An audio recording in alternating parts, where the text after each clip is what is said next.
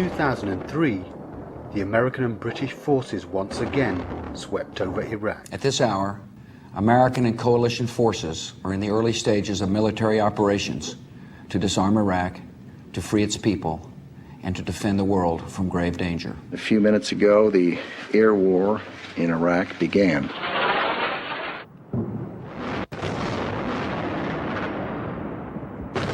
Saddam was overthrown and Iraq occupied. Iraq had once again fell under direct colonization, except this time under American leadership and its first American ruler, Paul Bremer. Ladies and gentlemen, we got him. However, this war plan was only the first step in a huge project that was created before the current administration was even in power. A project that was designed in coordination with the military, the oil companies, and the right wing in America. It began with ideas for laying down foundations for a new American foreign policy in the 21st century, aimed at preserving its status of the leading nation by subjugating the entire world to American influence and preventing any state or nation from challenging its status, even if this meant unilateral military solutions without the approval of the UN.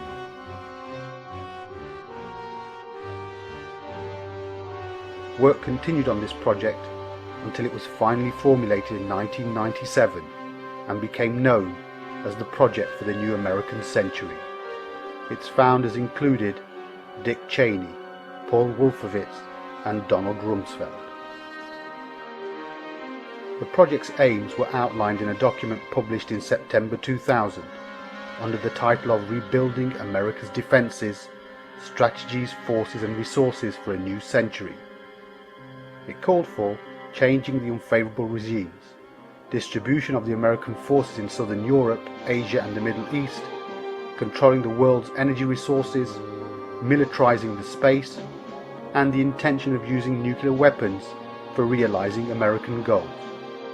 The document pointed out that the Bush administration had planned for military control over the Gulf for many years, whether or not Saddam Hussein was in power. The United States has for decades sought to play a more permanent role in the Gulf regional security, while the unresolved conflict with Iraq provides the immediate justification for a substantial American force presence in the Gulf. Therefore, the plan for attacking Iraq had already been hatched prior to the war. What remained were the circumstances for its implementation, that is, the president until 9/11. dragged me into a quiet room with a couple of other people, shut the door, and said, "I want you to find whether Iraq did this."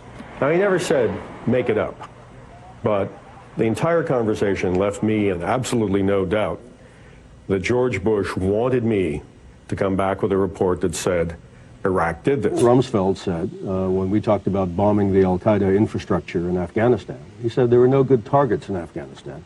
Let's bomb Iraq. And we said, but Iraq had nothing to do with this. And that didn't seem to make much difference.